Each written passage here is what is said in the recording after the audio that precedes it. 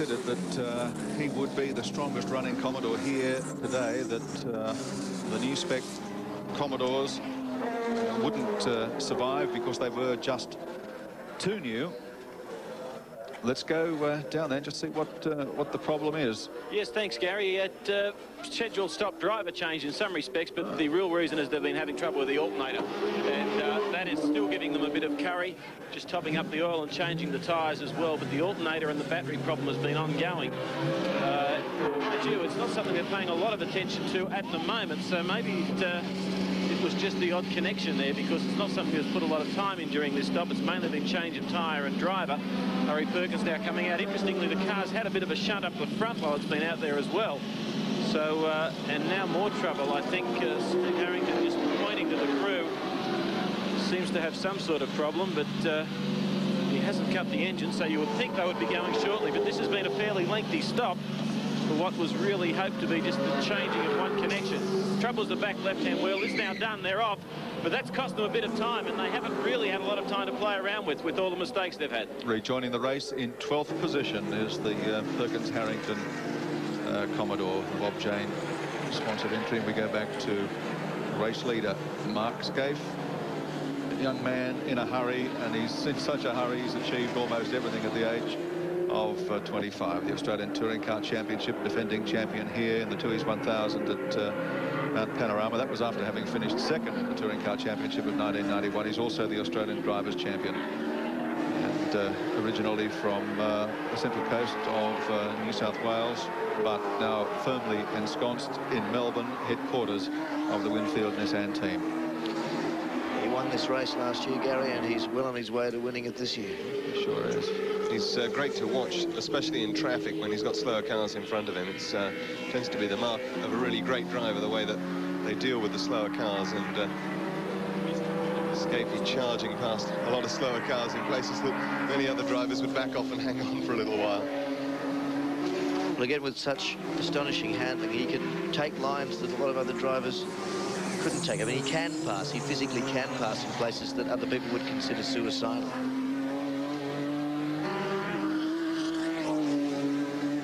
Winfield Nissan have got the great race by the throat at the moment, and it's just playing even further and further into their hands because the traffic has thinned out somewhat now, with a number of cars dropping out. The track is drying out, and Mark Skaife is getting a good crack at it up front after this stage of the race. They continue to lead. Richard Skaife, car number 1, second place 17, Johnson Bauer, third place. Car number 2 is the second Nissan entry, Olofsson and Crompton. Car 25, Longhurst Chicotto, are in 4th place. Car 16, the first of the HRT Commodores, Percy and Grice, in 5th position. Running in 6th, Andy Madecki and Troy Dunstan with a Mobil 1 Commodore. Then the second of Dick Johnson's Ford Sierras, the Shield Crick example, in 7th. Mark Gibbs and Rowan Onslow in 8th, Wayne Park and David Parsons in 9th, and then the Harris Cook entry in 10th. In 11th position, Finnegan and Rogers in the Foodtown Commodore, Perkins and Harrington in 12th, Grant and Grant in 13th, O'Brien and Graham in the Everlast Commodore in 14th position, and Waldock Peters, Playscape Sierra, in 15th. Let's keep going, check the entire field. Johnson Wall, the Commodore VL in 16th position rather. 17th position, car 34, Gulson and Beck in the BMW 635. Position 18, car 71, the Bargwana cousins in the Corolla. Position 19 is car 70, Bates and Bates. So they're not leading that class any longer. The Bargwana boys do. Bates and Bates in 19th. 20th place, Mazira and Jones in, well, what was the other Commodore. It's not running any longer. McCall and Gazard in 21st, car 13 in 22nd position, Jones and Jansen. 23rd, 74, Verheyen and Jeffrey Full. 24th, car 10, Needsbits and Hansford, one of the pre-race favourites. And 25th, car 9, its teammate, Charlie O'Brien and Gary Brabham. Seaton and Jones in 26th after disappointment. Burke and Garling 27th, Dunford and Wright in the Toyota Corolla 28th, Easton and Stratton in yet another of the little Corollas in 29th, and Moore and Gardner, after several problems earlier in the race, winding up that bracket. Car 31, Dillman Cotter, out of the race now. Car 76 rather, is in 32nd position. Gardner and Conway in a Corolla. Position 33 held by Murphy and Barnes, also a Corolla. Position 34, Brock and Reuter, their race is run. And position 35, Ray and Talbot in a Corolla. Position 36, Matthews and Newton with their Sierra. Holden and Jones in 37th. 38th, Reed and Ashby. That car, of course, out with an incident that we saw earlier. 39th, Binding and Tyndall with the Corolla, and 40th, Kerr and Watson with their Commodore. 41st there, Hendrick and Blanchard, the Commodore VL. 42nd, Hopwood and Bosenjack. Although we saw that car involved in a very nasty incident that's not going around anymore. English Lamont, the Marathon Foods Commodore in 43rd. The very, very sad entry there. We've heard news, of course, earlier today that Denny Hume has passed away. The number 44 car no longer running as a result, and Wilmington Watkinson in 45. And just to round out the field, 46th position, Sala and Weeks, Ford Sierra, and 47th. They didn't get very far, Bond and Smith. That's the field in the great race. Welcome back. We're heading into the serious survival phase of the Tooheys 1000 and updating the 5th hour for you. No shortage of action, and for Mark Gibbs especially, he was forced into the pits to tape up the front end of his Nissan after a bingle pushed the guard onto the front tyre, causing a fair bit of smoke there. Another drama for the privateer entries. Car number 40, the Wilmington Commodore, stalled in the pits and had to be pushed out of the way of other cars. Meanwhile, out on the track, Skaife and the Works Nissan still led, but John Bowers' Sierra passed the other Nissan GTR, which is driven by Anders Olofsson and Neil Crompton, to move into second spot. At the end of pit straight, though, fiery Brad Jones spun his Holden Racing Team Commodore. That left it stranded on the Ripple Street. And spare a thought for Wayne Park. He's been battling all day. He went cross-country, and after a long stroll through the grass, finally managed to get his battered Peter Jackson Sierra underway again, and is limping around Mount Panorama as we speak. No such luck for the Impala Kitchens BMW. It fried itself shortly after the 100 lap mark. That was hour number 5 as the great race continues here at Mount Panorama. Thank you, Cameron Williams. This is car 36. Ken Matthews, a long-time campaigner here, along with Colin Bond, ran a second Caltex car for Colin Bond for many years, but running this entry, owned by Rod Jones in partnership with Rod and Nick Newton from the UK. And in just trying to find their position on the racetrack at the present time, they've been involved in a couple of incidents. One up at Forest Elbow that cost them some time. They've been on and off the track a couple of times, but they're well back in the field, running in about 34th position outright. That was that incident with Mark Gibbs and Rowan Onslow you referred to. Ah, that's the one, yes. Where we had tyre damage and delay.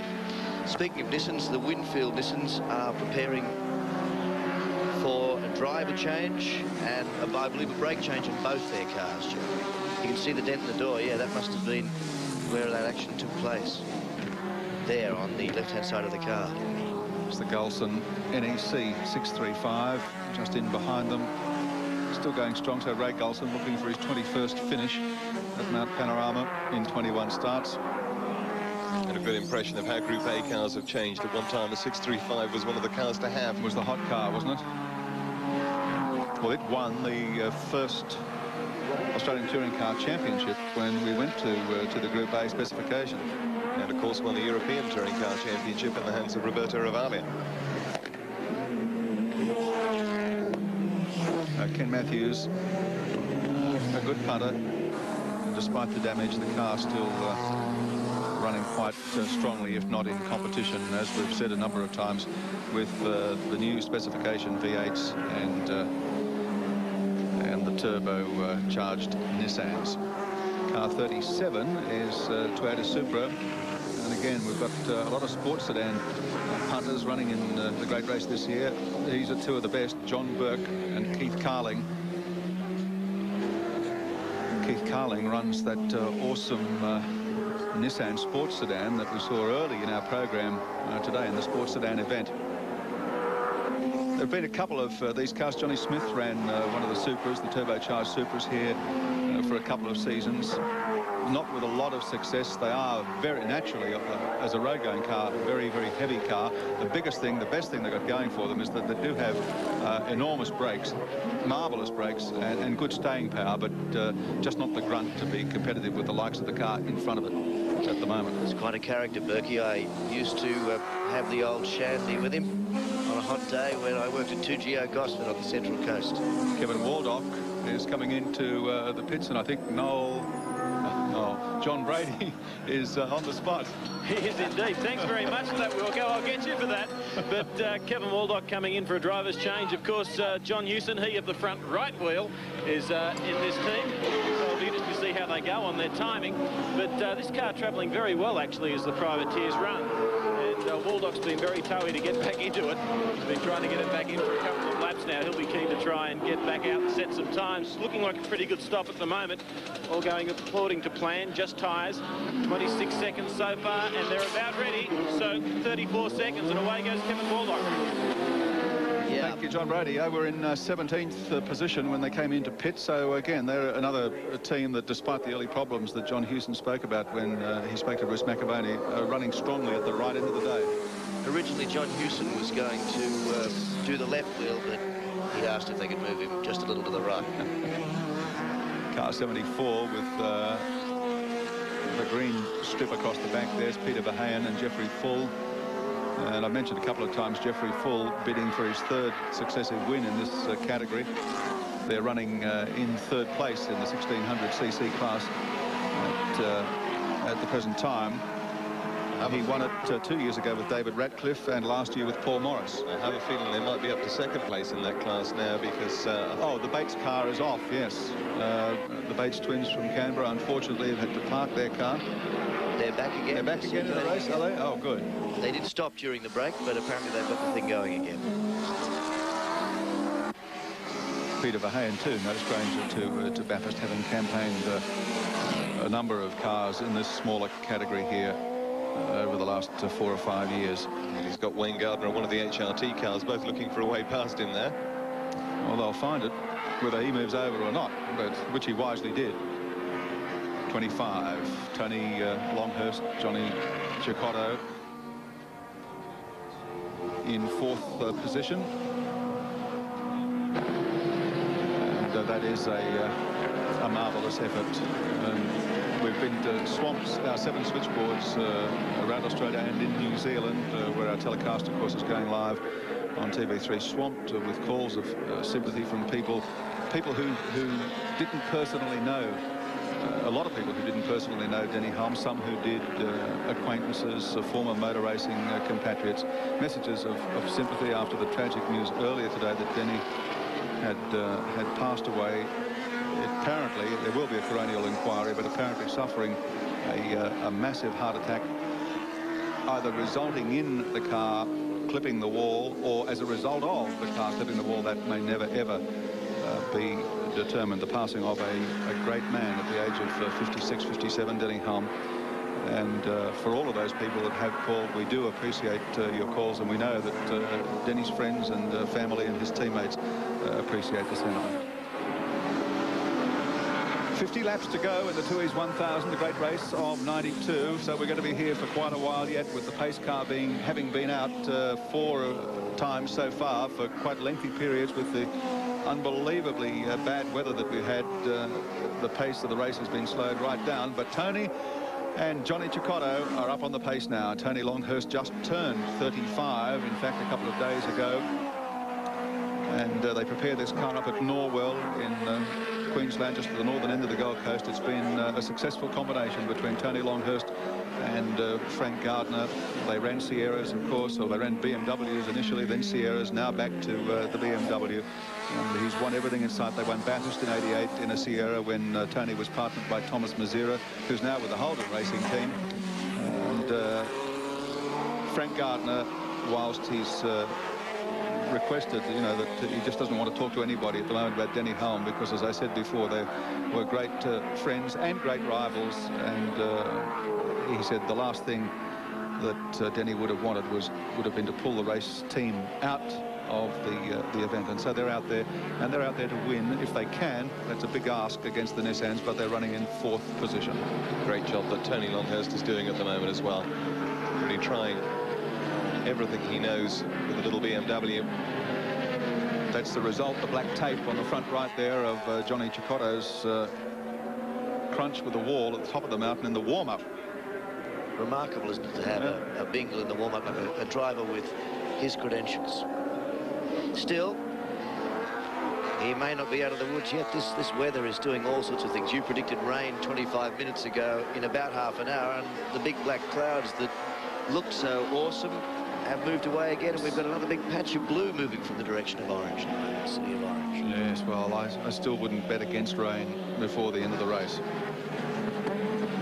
because it's coming over in waves like that, sort of 25-minute intervals, and I think thunderstorms are a distinct possibility before the day is out. Car 17, the Shell Sierra, and hasn't this car surprised a few people here at Mount Panorama this weekend? We always knew that Dick Johnson and John Bower were going to be quick. We didn't quite realise how quick until Dick Johnson got behind the wheel in the shootout for Toohey's Top Gun yesterday and turned in just an unbelievable qualifying lap of 2:12.989, second fastest ever touring car lap run here on the Mount Panorama circuit. And people said, yeah, well, that's Dick. I mean, he's quick, but he won't see the distance. He's doing a pretty good job of it at the moment. We've got some of the telemetry from Johnson's car in the hands of Johnny Bower. At the moment, there you are. You can see what the car's actually doing. This is the way they monitor the health of these vehicles as they race back in the pits. Yeah, very often the guys in the in pit lane actually find out there's something wrong with the car before the driver does, before he gets a chance to look at the gauges, and you can see the turbo boost pressure there in the middle going up and down as Johnny Bower presses on the throttle and then backs off either for a slower car in front of him or one of the tighter corners. So we've got a tacho at the top, Richard. Yep. And then we've got barometric pressure, how much pressure we've got in there. Yeah. And we've got speedo there that reads out below that in newtons. And then you can see what gear he's in at the bottom there. Just drops down to second as he makes his way down through the dipper. Past some of the slower cars.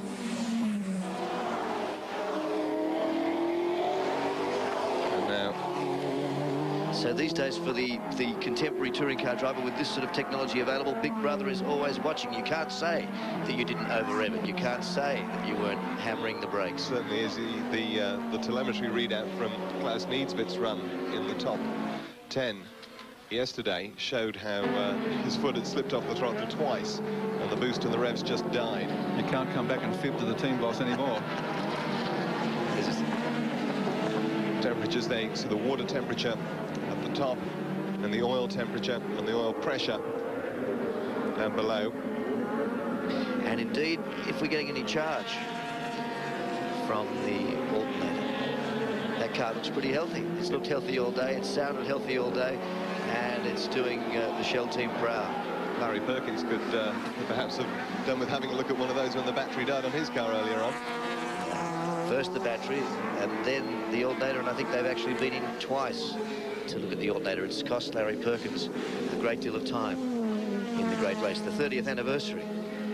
Great race. Johnny Bower really trying very hard indeed with Dick Johnson's Sierra as he makes his way up the hill. Coming up on the Daily Planet, he won't be stopping for any reason. Number 2, Nissan, with Anders Olofsson at the wheel, coming in. Now this will be a driver change. Crompton will get in here. Mark Oastler's there. Absolutely. Wilco, Neil Crompton getting in, Anders Olofsson out of the car. These guys are going to effect a front brake pad change. Due to those pace laps early in the race, when it was nice and cool, they have reduced their brake pad wear quite substantially. So as you can see, doing a quick brake pad change. Freddie Gibson said he could effect this change in about 40 seconds front to back, so they're only looking up the front, so that'll be even shorter still. I've just been timing the gap between the 17 car and the car 2 is about 35 seconds. So that'll drop Crompton back and, of course, move the 25 car up into 3rd position. It's going to be an interesting tactical battle from here. Well, the set of pads going into that rear wheel there took a little bit longer than the rest of the car, so the stop taking longer than Freddie Gibson would like, I'm sure. But wheel on, air jack hammers the nut tight. And back into the race goes Neil Crompton, now at the wheel of car number 2.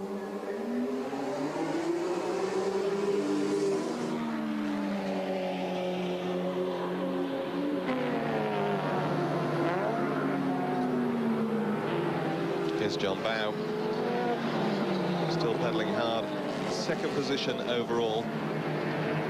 Now with the pit stop having taken place too.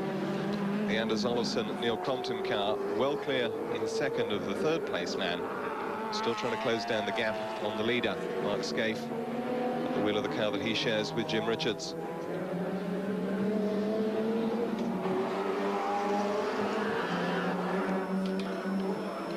Dick Johnson getting ready. The Shell boys obviously are going to be coming in shortly. He's getting geared up for what will be the final driver change for this car. Race leader still Richards and Skaife in the number 1 Nissan with a 34-second margin over this car, the Bow Johnson Shell Sierra car 17 in second place, and you can see the other times they're out to 25. Longhurst, Chicotto, the Benson and Hedges BMW in third place. Fourth spot, car number 2, Olofsson and Crompton. The second, Winfield Nissan GTR. Fifth place held by car number 16, Win Percy, Alan Grice, the HRT Commodore. Lap 1:16 of 161, and while we're away, Mark Skaife into the pits, Jimmy Richards into the car. But while that was happening, that has enabled John Bow, the number 17 car, to go through and take over the lead in the race, but he has yet to pit, and there's the man that has to take over for the run to the checkered flag, and that's Dick Johnson. So plenty of drama here. JB has driven this car superbly. Trying to get in. Is he going to do the pit stop now? No, he'll take another lap or so. So the number 17 car, as we go to Jimmy Richards. Yes, apparently a problem there with the fire extinguisher inside the car. It's gone off, as you can see, across to the right. It's covered one of the lens with foam. Just up to the top right hand of the picture, you can see the foam all over the race cam. I wonder, Jim wouldn't appreciate if we asked to come in and just clean the lens for us, would he? That's the shot. That's the shot. That's why we can't generate race cam out, because the fire extinguisher's gone off inside the car. Actually, it's spitting. We lost a bit of foam there. Let's have a look at it. Don't let it put you off, Jim. So that's the situation as Jimmy Richards goes through. The man who created a lot of interest here yesterday, or certainly all throughout this week, Larry Perkins and the Bob Jane T-Mart's Commodore. He's in our pit studio with Bruce. Sure is, Mike. You know how to make a headline or two, Larry, both on and off the track, and you've had a pretty good run until today when it really counted. You've had no luck at all. Yeah, that's true. We had a wire to the alternator broken that I didn't realise that the wire had broken, and I thought I had a dud alternator, and the battery slowly ran flat on Steve when he was out, and we replaced the battery, not knowing the alternator wire was broken. And anyway, it's the way it goes, and at this stage it hasn't gone our way, but we're still pressing on. It's running soundly, but we're obviously lost about three or four laps. Yeah, you're in 12th position, I think, at the moment, but as you said, running on strongly. But I think we're about to get some more weather.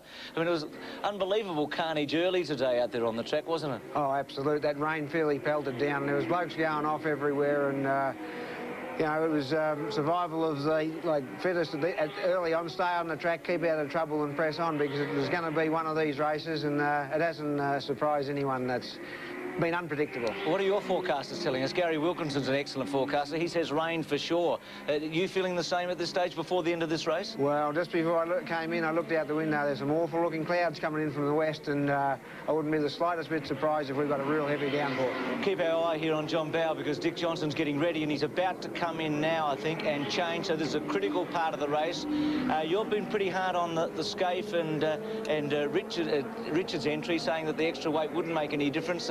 The verbal jousting you've been carrying on with Nissan, you might be right, Larry. After all this, they might win it. Oh, I'm pretty sure what I've been saying's right. This is certainly critical here for the Shell. Yes, for Bow and Johnson. Let's go down and join AJ, who's right there at the moment. Yes, Dick Johnson jumping into the number 17 Shell Sierra, the new race leader. They are changing tyres. They're going to have a look at the brake pads. They're not quite sure if they're going to change it. Team manager Ross Stone, I only spoke to seconds ago, said they are going to have a look at them. This is their last chance. They do have the lead, and they don't want to give it up. I say that as the Nissan of Jim Richards goes straight past the start-finish line. It doesn't look like they're going to change the pads from here. Just as I say that too, they do. This windscreen getting a bit of a clean. Johnson's ready to go. A face of stone. John Bowe gets out dripping wet, but a very happy man. And everything seems to be going to plan. The back wheels are fine. We're just waiting on the 2 front wheels as they simultaneously put the pads on now. It will only be a matter of seconds here in the shell pit.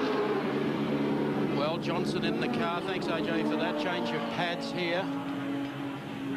I was just discussing with Richard Hay during that pit stop whether or not they could have kept the car out there. If it did rain, they might have had the advantage of a pad change and also a better selection of tyres. But they might have been fairly low on fuel. They've been running the car hard for the last hour and a half. Yeah, I think they would have been low on fuel, but this stop is actually taking a lot longer, I think, than the team would wish. 40 seconds, just over 40 seconds was what the Nissan managed to do it in. He still rejoins in second position there. Good pit stop that, but I have a feeling it won't be long before... As Longhurst just went past us now. So we're going to see Longhurst go around Hill Corner about the same time as Dickie Johnson emerges from the pits. This is going to be very interesting stuff.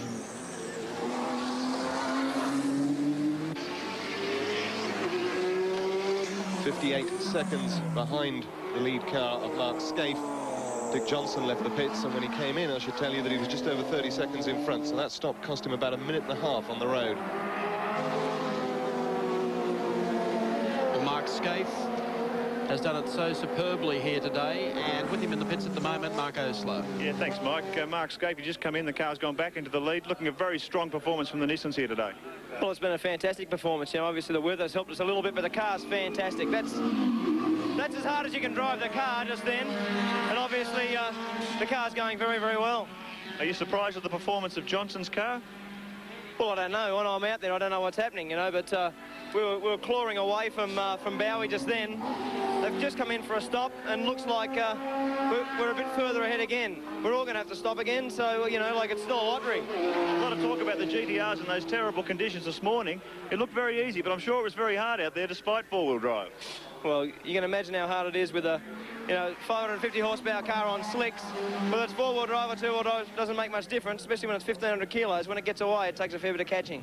What's the situation now? Will Jim take it through to the finish, or will you have another steer? Oh, I don't know. We're just going to go get changed, and, if we need to, yeah, we'll change, but it doesn't matter. Best of luck, Mark. Great drive. Thank you. Yes, he'd worked up a fair old sweat there, Doug. Yes, he's putting a lot of energy into it. These motor cars, even on a cold day like today at Bathurst, can cause you to lose a few kilos in body fluids. Great shot there of the approach to Caltech's chase. Tony Longhurst, number 25, Benson and Hedges BMW. And there's Dickie Johnson. So that's the race. Dickie Johnson only two cars in front of Tony Longhurst. This should be quite an interesting contest over the next few laps, particularly if that rain we've been talking about starts to fall. I heard a whisper that it was raining again at the top of the mountain. We'll have to keep an eye on that as these guys go up Mountain Straight. Yeah, just been a few light spits of rain, but they're looking very, very threatening again. Well, Tony is position number 3. They have clawed their way through the field in what has been a tragic day in many respects for the B&H BMW team, with Denny Holmes sustaining a heart attack, as we understand, rearing off the track into a concrete wall. Tony's problems this morning with the 25 car, Johnny Cicotto, hitting the wall up there, putting them behind with their preparation, and they've done an excellent job here today. A few spots of rain now falling here in pit lane, and we have a report from Orange: hailstorms. Well, we've had everything else. Well, I don't know. We might get the race in, hopefully, before the hail arrives. Rain, hail, sleet and dark of night. It's a pity that the post office doesn't have an entry in the 30th anniversary race. They'd be a sure thing. Terry Shield, the number 18, Dick Johnson, Shell Sierra, Mark Gibbs and Rowan Onslow. Mark Gibbs at the wheel of the GIO machine was 8th. They came into the pits. And car number 18, the Terry Shield Greek Crick car, was 6th. When they pitted, they're still in there. But Terry is waving off at this stage. There is something wrong.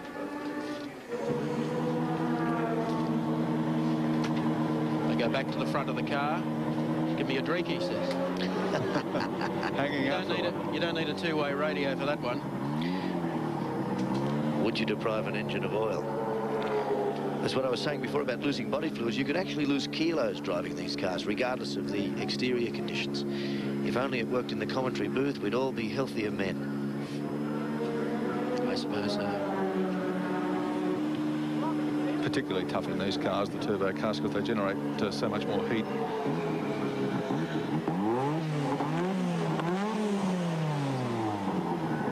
Smooth, yet it satisfies me. What would they be drinking? Mike, do you know what they put in that mix? There's probably a few electrolytes, like the sort of things that athletes take. Yeah, glucose. Glucose. Now, is he able to fire it? Yes. So he gets off and running as the 17 car heads up the top. 18 rejoins in 8th position. They've dropped two spots in the pits. So Dickie Johnson through Repco corner on the way to the cutting. Looking for Tony Longhurst in the BMW. Have a look where how the gap is between those cars. Dickie's about 60 seconds astern of Jim Richards, and we're looking for a gap from Dick Johnson back to Tony Longhurst. Quite a race on our hands. With all the attrition early, we might have assumed that it would turn into a procession. The GTRs look to have their stamp all over this race, but you know, when you consider that we've got the second place car only 60 seconds behind with 30 or 40 laps to go, I mean, anything could still happen. It has in the past in this race, and it can once again, especially with these clouds looming.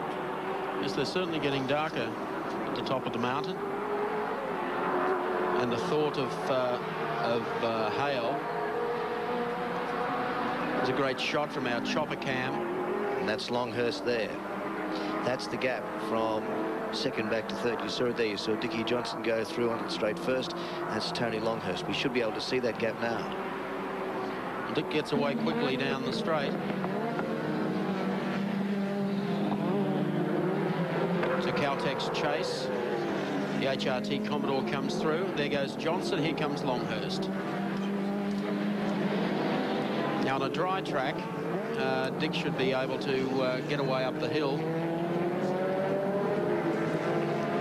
Looking at a finish of, given the lap times, race centre organiser Alan Horsley indicates maybe a 5:10 or 5:15 Eastern finish.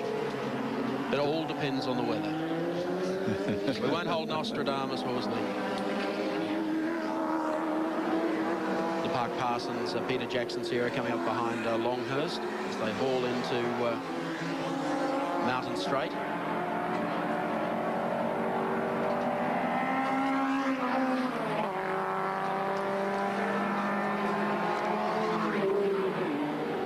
Toyota Corolla, Dunford and Wright. Heads down Subaru Straight towards Caltech's chase. It's one of two entries in the race by Bob Holden, the veteran Bathurst campaigner. Bob driving one himself with Dennis Rogers, and as Mike said, Ted Dunford and Brad Wright piloting the 78 entry. The 18 car back in with Terry Shields, so they have a problem there.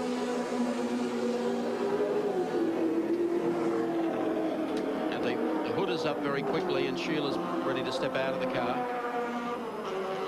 Going to take his seat.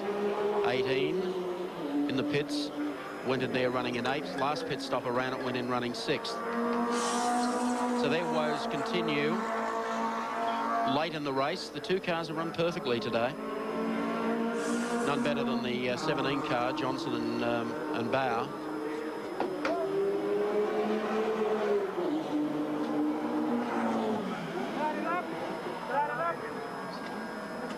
Trying to get the two-way hooked up. One wonders why they wouldn't have effected a driver change last time they were in.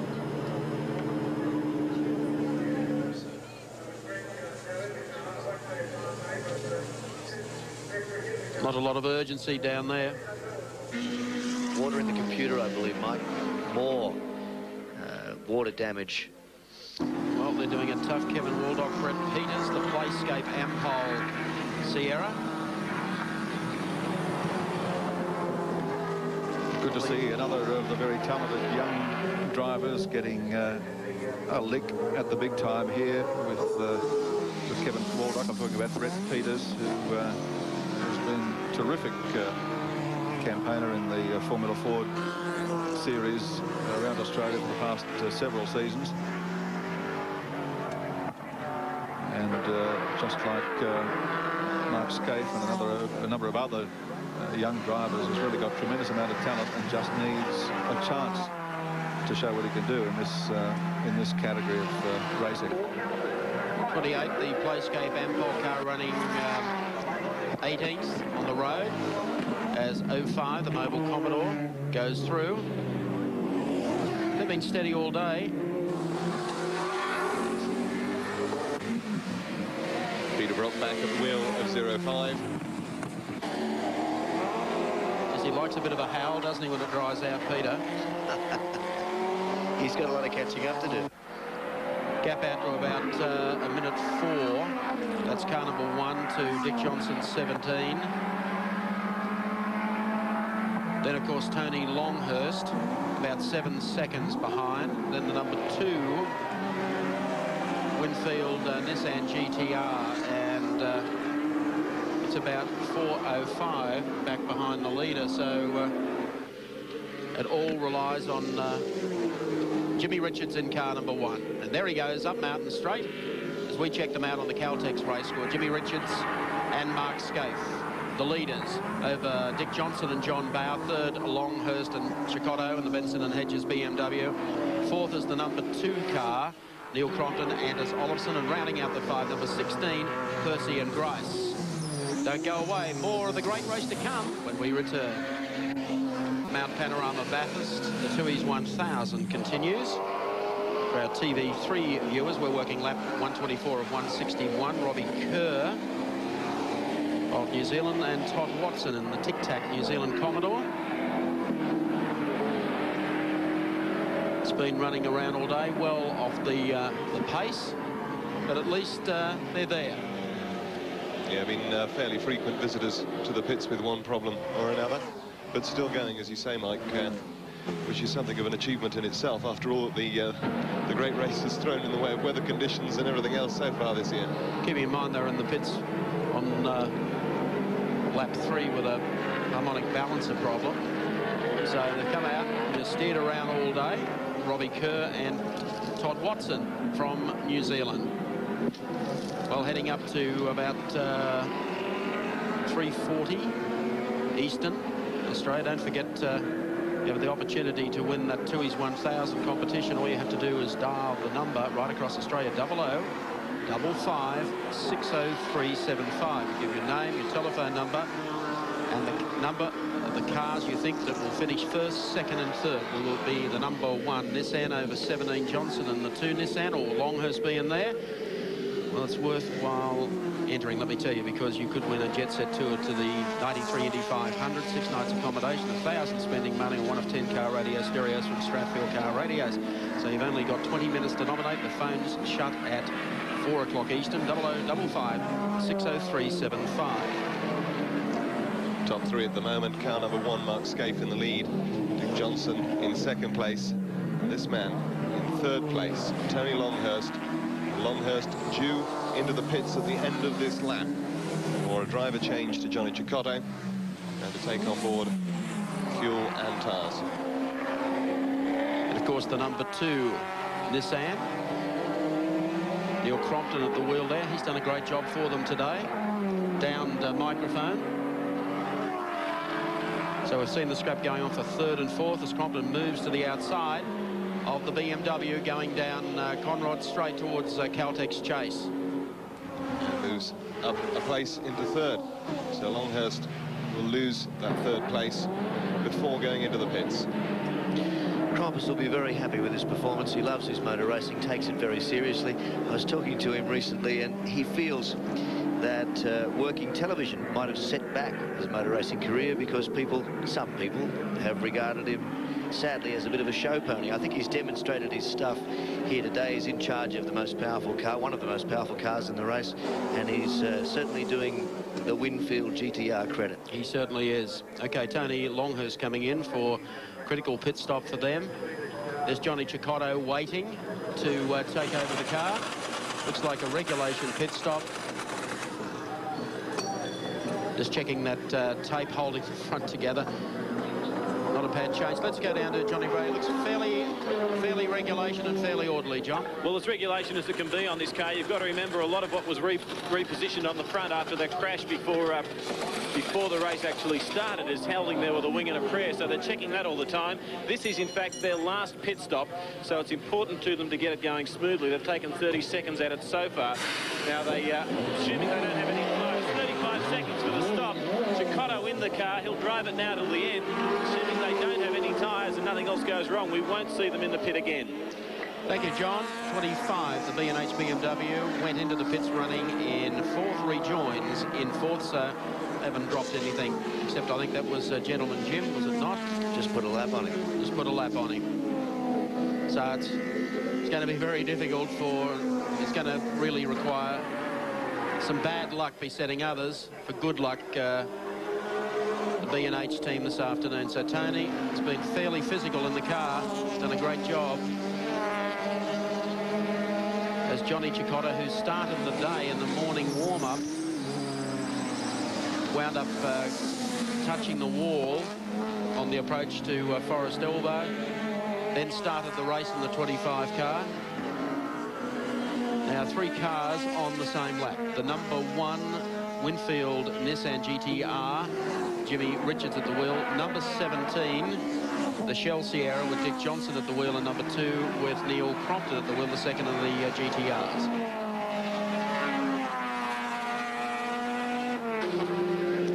Johnny warming up the tyres.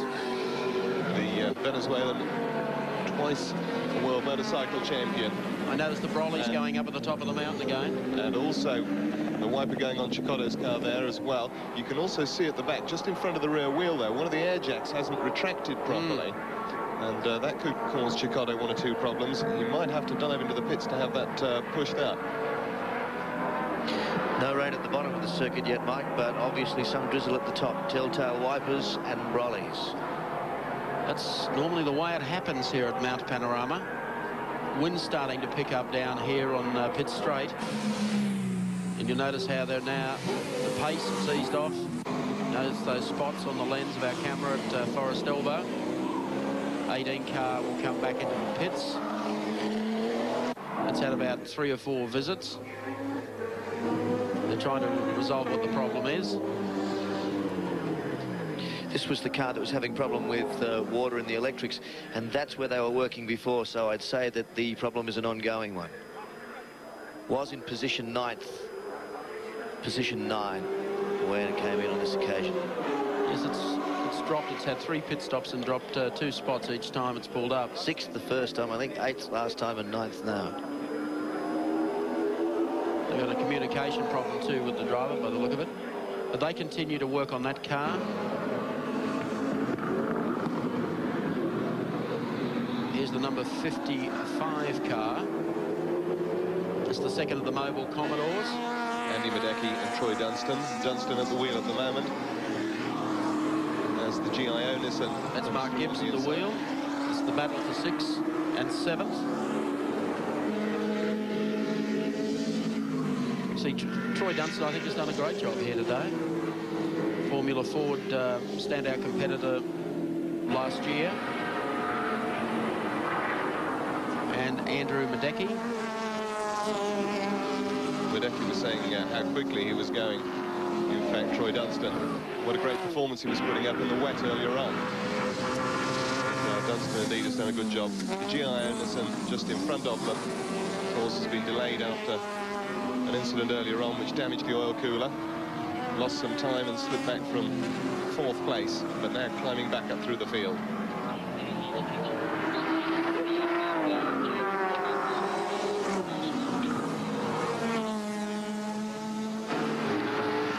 to see water on the road at the top of the mountain as Dunstan goes through. Gibbs, Terry Finnegan, Foodtown Commodore, the blue car behind. Terry's one of the unsung heroes of the privateers. Long-term Holden supporter. Foodtown have been very supportive of his racing car efforts. He goes through.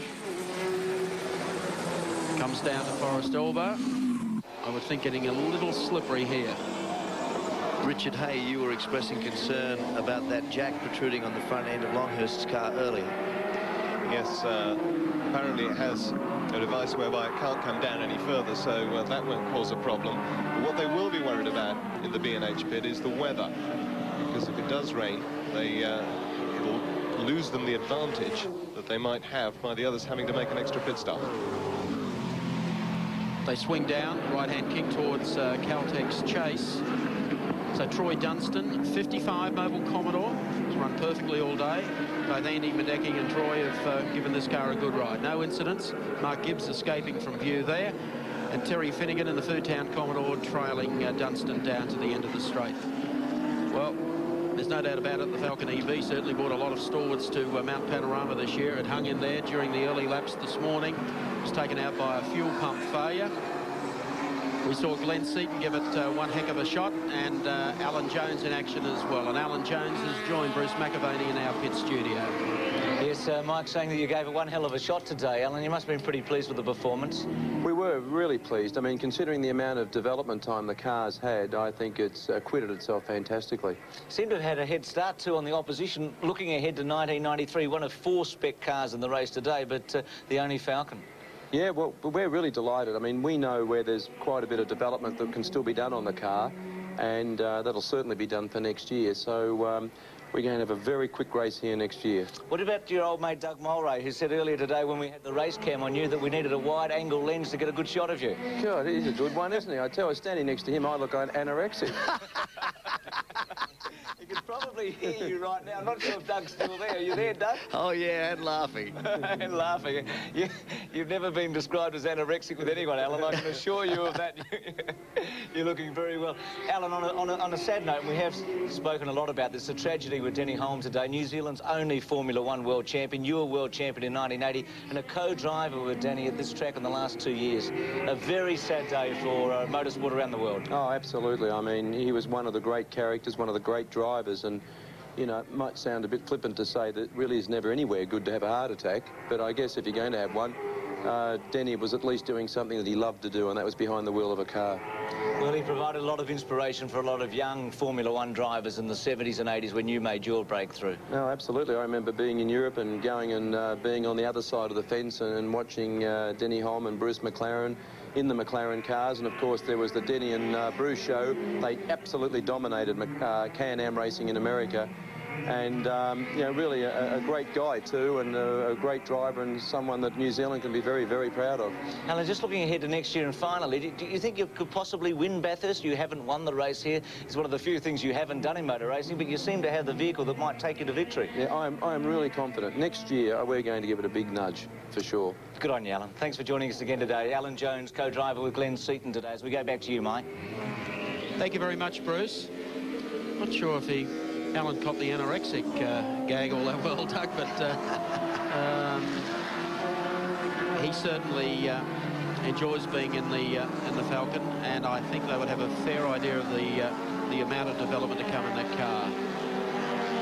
Scott and Jason Bargwana on screen, and they are leading the 1600cc class in the Mercantile Mutual Corolla.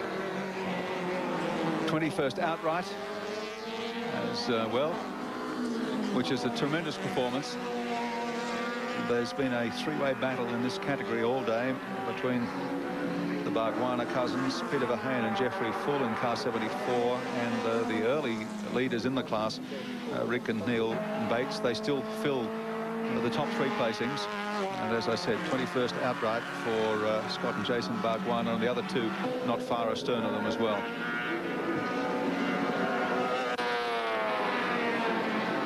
Ian Barnes, the Toyota Corolla, started 46th in the 47 car lineup today.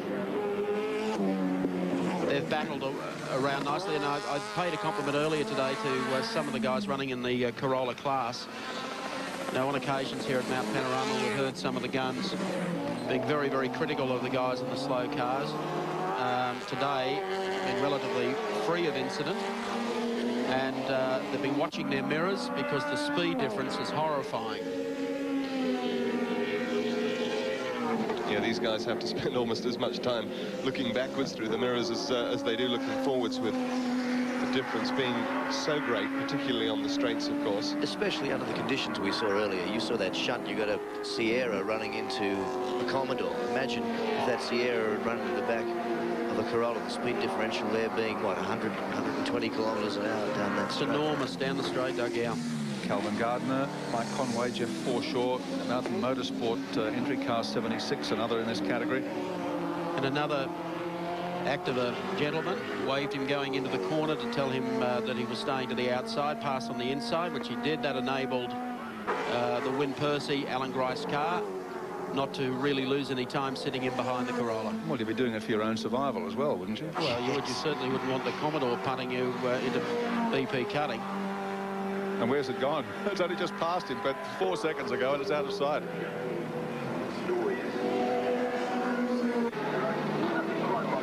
So the Gardner, Forshaw, Conway Corolla continues down through the S's.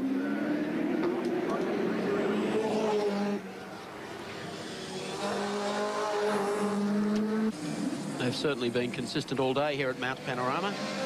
That earlier thought we had of hail and don't give it up yet. No, I was about to take back those words, Wilco. The clouds seem to have moved off the mountain now. Yeah, they've moved directly over our head. I don't think it'll worry as much down here as it will on the top of the mountain. So 76 continues down the Subaru Straight.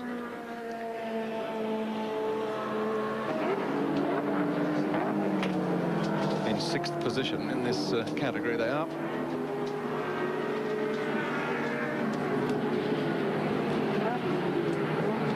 It comes down to Caltech's Chase. Car 55, the second Rock Mobile car that we saw a short while ago with Andy Miedeke at the wheel. We understand coming into, Andy's not in the car at the moment, but he will be when it comes into pit very shortly. Car 16 on screen, Holden Racing Team. Alan Grice, Win Percy, the great eights are back at Mount Panorama for the 30th anniversary of the great race, although the first V8 victory here, in fact, was 31 years ago in the Mount Panorama 6-hour race, the year before they even started the great race here. That was one. Exactly, Doug. It's Judy Baker. I can remember that, Gary. Yeah. Driven by Don Algie and Kingsley Hibbert, a car that sold at the time for the equivalent of $3,290 tax paid. Let's have a look at the Caltex race score. Jimmy Richards and Mark Skaife continue to lead the race over Johnson, Bauschel, Sierra. Third, Neil Crompton at the wheel of the Ollison second Winfield car. Fourth, Johnny Cicotto at the wheel of the Longhurst, Benson and Hedges BMW, and running fifth on the road at the moment is Alan Grice, co-driving with Win Percy. In sixth is the Gibbs Onslow GTR, seventh Medecky Dunstan in the Mobile Commodore, eighth is Parkin Parsons in the Peter Jackson Sierra, ninth Harrison Cook in the Daily Planet Commodore, 10th Perkins and Harrington in the Bob Jane T-Marts Commodore. In 11th, Grant and Grunt with the Nissan Skyline, then Shield and Crick with the second of the Shell Sierras, Finnegan and Rogers with the Food Tank Commodore in 13th, 14th, Moldock and Peters with the Playscape Sierra, and Mazzara Jones in 15th position with car 15. 16th, Johnson Wall with another Commodore, Gulson and Beck with the NEC BMW up to 17th now, O'Brien and Graham with the Everlast Commodore in 18th, 19th Jones and Jansen, and 20th Needsvitz and Hansford. 21st position, rain on the windscreen there. McColl and Gazard in the Commodore. Position 22, the Barguana boys in the Corolla leading their class. Position 23, Verheyen and Full also in a Corolla. Then car 70, Bates and Bates third in their class. O'Brien and Brabham, the car number 9, Synovus in 25th position. Car 42 rather in 26th position, Moore and Gardner. 27th is Brock and Werder. 28th, Easton and Stratton. Car 29, Dunford and Wright in the Corolla. And car 30, Gardner and Conway also in a Corolla. Position 31 is Murphy and Barnes on the Corolla, then Burke and Carlings, Toyota Supra. The rear, Talbot Corolla was in 33rd. 34th is Matthews and Newton. 35th, Seaton and Jones. That car is out. And so too most of the other vehicles behind, including Binding and Tyndall, Dillman and Cotter. Holden and Jones, Kerr and Watson, that still continues, but it's trying to pick up the gaps left by the other cars that have dropped out. Reed and Ashby are out. We're back to 41st, 42nd, Hopwood and Boss and Jack English and Lamont on 43. Morris and the late Denny Holm 44th. 45th is Wilmington and Watkinson. And rounding off the field, Sala and Weeks in the Ford Sierra, one of the first out, and the first out was 47.8, Bond and Smith in the Caltex Sierra. That's the complete field, how they run in the Tooheys 1000 from Bathurst. Exciting finish of Australia's great race is proudly presented by GIO Australia.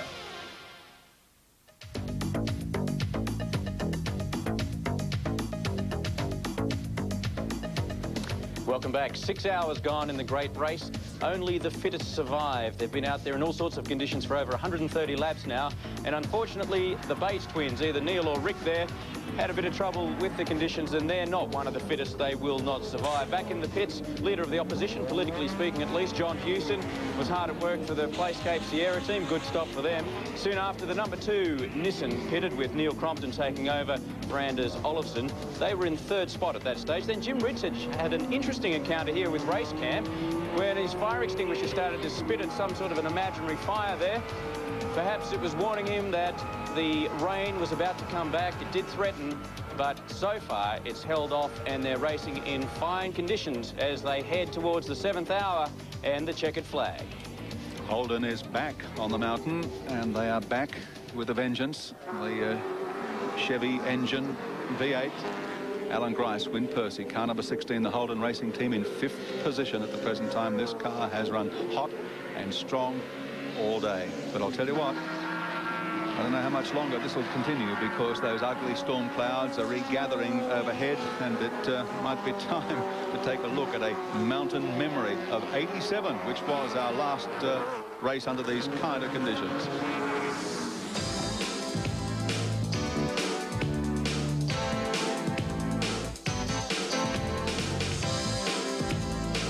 1987, and Aussies captivated audiences in many theatres of endeavour.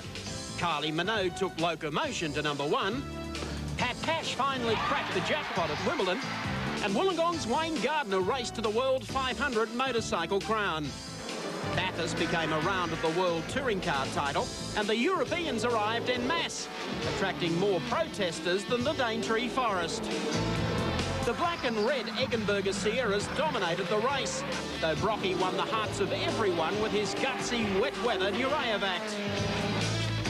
And when FISA threw out the Eggenberger cars for illegal wheel arches, Peter Perfect was declared the winner. Somehow, justice had been done. Yes, and as I said, the ugly storm clouds that marred the end of the race that day, 1987, are back again. We've had one spell of wet through the middle part of the day here, or the late part of the morning and early afternoon, in which drivers, by their own admission, experienced the worst conditions, not just here at Mount Panorama, but in the case of many of the more experienced drivers anywhere that they've ever driven in the world. Andrew Miedeke, now at the wheel of car 55, has got the belt done up, I don't think. No, that was his drink. Was it? Oh, okay. I saw him grabbing at his shoulder. Just before you escape the subject of the weather, Gary, the chopper pilots have told us that there's more hail in Orange, and that hail is moving this way. Car 55 in 7th position. We just saw it rejoin the race with Andrew Miedeke at the wheel. Car 35, the Peter Jackson Sierra entry. The badly banged up Peter Jackson Sierra entry. Wayne Park in 8th position as they rejoin the race. David Parsons, yes, it is David Parsons at the wheel now. Former driver with the Peter Brock team some years back. Dick Johnson, just a little brake lock up there as he comes out of Forest Elbow in 2nd position as he lines up on Subaru Conrod Straight, and pushing very hard, but unable to bridge the gap at this stage on the front-running Nissan of Jim Richards. And, I think Johnson, I was going to say, Gary, I think Johnson's contribution to this race has been outstanding this week. I know a lot of people have had huge raps on Johnny Bow, figuring that Dick was, you know, sort of in the twilight of his career, and And that lap he pulled yesterday was just sensational. It took a lot of guts for the team owner to say, no, sit it out, kid, I'll go out and give this one good shot, which he did. And he's done brilliantly here today. A lot of people thought that JB would be in it for the start of the race. He's been on a fitness kick for about 3 or 4 months. And it really shows. Yeah, more than 3 or 4 months, actually. About 2 years ago now, Dick could see that youth was overhauling him. Younger drivers were coming up. His position at the top was going to be under threat. And the only way to forestall that was to get into a strong fitness campaign. He's got a gym at his house. He works out every day. He swims every morning. He's up at the crack of dawn. So even here in Bathurst, he's up every morning down at the pool at the local RSL club here in Bathurst. And he is a lot fitter today than he was 2 years ago. No, he's done a great job here at Bathurst this week. 48 years of age. Comes from Daisy Hill in Brisbane, Queensland Touring Car Champ. 9 times Australian Touring Car Champ. He won that national title 81, 82, 84, 88 and 89. He, of course, has won 2 Bathurst 1000s in 81, the accident-shortened event, and, of course, 89 in the Shell Sierra. This is his 19th start at Bathurst. And the man who'll be stepping into one of the Ford Falcon EBV8s for season 93, running 2 Falcons for next season. And looking forward to it as Alan Grice into the pit, steps out of the 16 car, and Wyn Percy about ready to step in, and Andy's down there. Luckily, John. Okay, John. Yes, great driver change and tyre change. Interesting that they would do it now.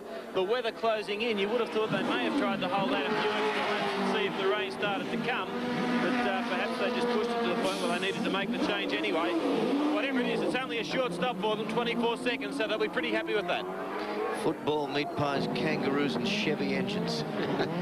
16 was position 5. Rejoining the race now. There's the team lining up. 18 move aside as Dick comes down the outside.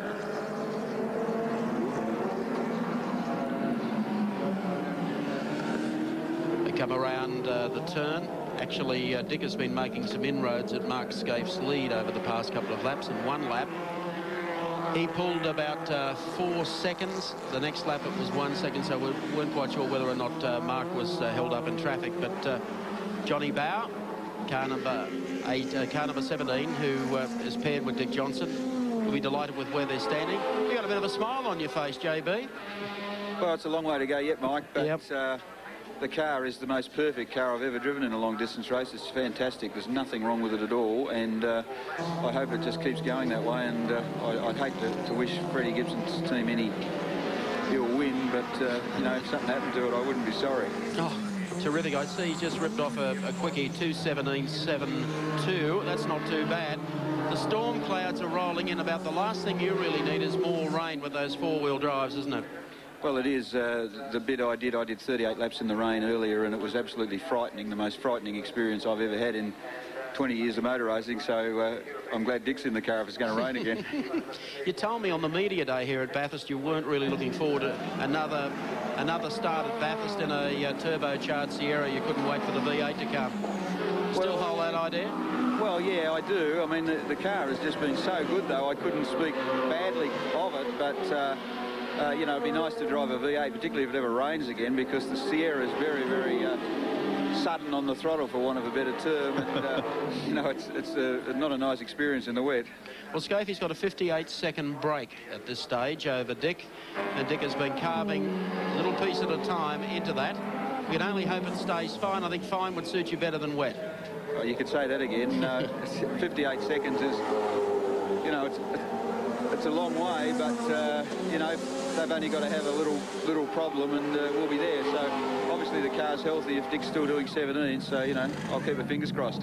Okay, we'll keep them crossed for you too. Thanks for the chat, John. Thanks, Mike. Very nice young man, Johnny Bow. I thought was one of the stars of the Shell Australian Touring Car Championship this year. He told me earlier, you know, Mike, that Dickie Johnston was really anxious when he went out yesterday and pulled that 12 off. To give the finger to the people who were saying he was a show pony for letting Johnny Bow do all the work and then getting in to drive it when the cameras were on. Well, we know that was a little different. There goes Dick. He'll overhaul Larry Perkins here as Perkins comes out of the pits in position 10. They've had an awful lot of trouble in the 11 Commodore, Bob Jane Team Arch Commodore. Dick's not mucking around, is he? No. Straight up the inside will take split times. Richards and Skaife lead. That's the gap, 58 seconds, 58.464 to the Johnson Bow car. Third is Neil Crompton in the Winfield Nissan GTR. Fourth, the Longhurst Chicotto, Benson and Hedges BMW. And fifth, number 16, Purse and Gricey in the HRT Commodore VP. Stick around, we'll be back in a moment. You're back at the Tooheys 1000 at Mount Panorama, Bathurst. Coming down to Forest Elbow, car number 41, the Daily Planet machine. Up to ninth now in the race. Yeah, terrific performance, actually. You consider the guys behind this vehicle, primarily Andrew Harris, been away from motorsport for about 5 years. Ran the race here, or going back to the mid-80s a couple of times. Gave away motorsport, was then involved in a horrific light aircraft crash on King Island in Bass Strait, was badly smashed up and badly burned. Has made a good recovery and has decided to make a comeback, partnering Gary Cook. But there are 3 drivers, in fact, involved in this car. John Trimble as well, the sponsor of the car, has had a stint out there today and acquitted himself not too badly, considering the absolutely atrocious conditions. So they've done a good job. Well, up to ninth, that is a fabulous effort. Well, Gary Cook knows what it's about here. Well, of course, Gary's an old campaigner here at Mount Panorama, Bathurst. And they had 2 cars entered. They were always considering dropping 1 car, using one as a training car. Well, they had to drop it after Friday when they gave it the barbecues galore treatment. John Trimble. But no, he's done a great job. Harris, Cook and Trimble in the Daily Planet car, and Larry Perkins' machine. And it heads up Mountain Straight. Their slogan, of course, of the Daily Planet is, the Daily Planet always moves at your pace. Thank you, Doug. And it's a fairly fast pace today. They also have a wonderful jukebox, I believe. Right. That's what you said, wasn't it? We'll go to it. Yes. Coming up to the top of the mountain. Johnson was making inroads at about 1.5 seconds to 2 seconds a lap on Mark Skaife there for about 4 or 5 laps. In the meantime, we go back down to the pits for the changeover between Thomas Mazera. Let's go down to JB. Yes, thanks very much, Mike. Mazera hopping in for Jones. It is a scheduled stop. Staying with the slick tyres again. They've had to stop on schedule. As I say, the weather closing in is probably going to make that a disadvantage. If this weather had decided to come in a little earlier, then they could mix that with their normal pit stop, but they're not going to have that luxury. So it is 24 seconds this time. By the look of the clouds overhead, they'll probably need another one for some intermediate or perhaps very wet weather tyres in about another 20 minutes. Try chains, John, chains. We believe some hail up there as well. As we pick up on car number 13. There he is, the captain. Yes, it wouldn't be Bathurst without Peter Jansen, partnering Bob Jones in this Ampol Max 3 entry. They got the wrong Jones up there, that was Bradley, but that's a nice wrap on Bob Jones and Captain Peter Jansen. Car 13, position number 20. He's having a helmet made in the shape of a deerstalker cap, I believe, for next year's race. Johnson again, hauls on down. Sponsored by Ampol, the Bob Jones car with Captain Peter Jansen. Good to see them getting behind this team, privateers. Nicely turned out car. They were here for the media day. I think the captain, he must be in the veteran class, be enjoying his run. He's had some great success here at the mountain over the years. People tend to smile when you say Captain Peter Jansen, but his name is in the records. He's been place getter here in the outright category, yes. And has been known to steal the show from the front-running cars right on the finish line with handbrake spins and all sorts of things. The other good thing about Peter is you have to admire, he doesn't drive all that often, doesn't race all that often. I think probably, you know, an occasional run here or there, and you come to Bathurst. We're talking about how serious Dick Johnson has been getting fit. I'm not quite sure if the captain's been on that same diet. He's been working the elbow.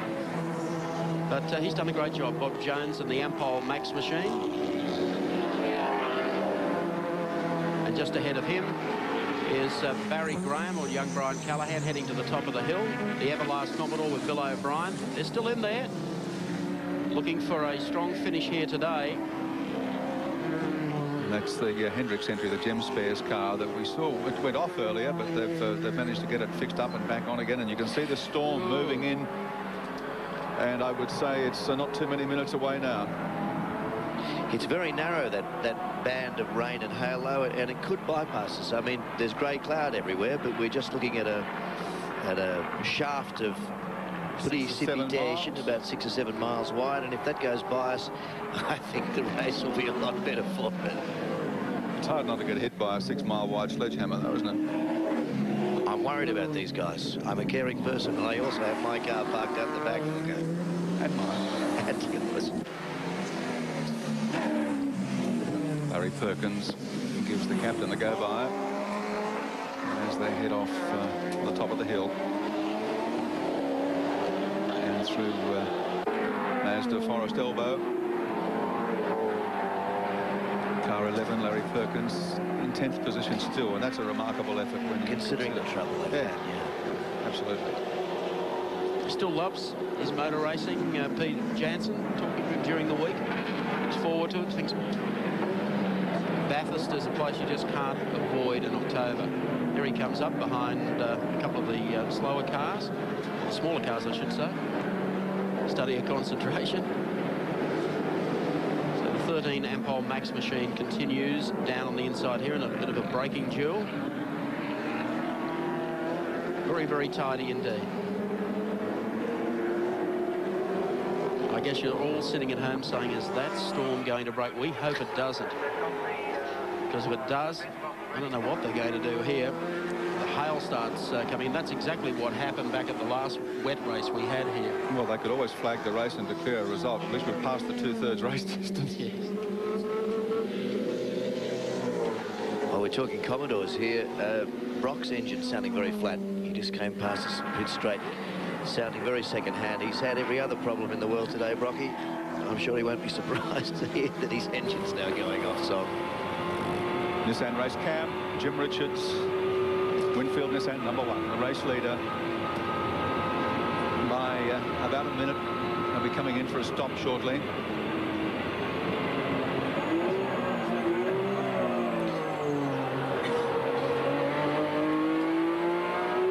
He's one of the few people at Mount Panorama that wouldn't mind if the storm did break. It would not concern him one whit.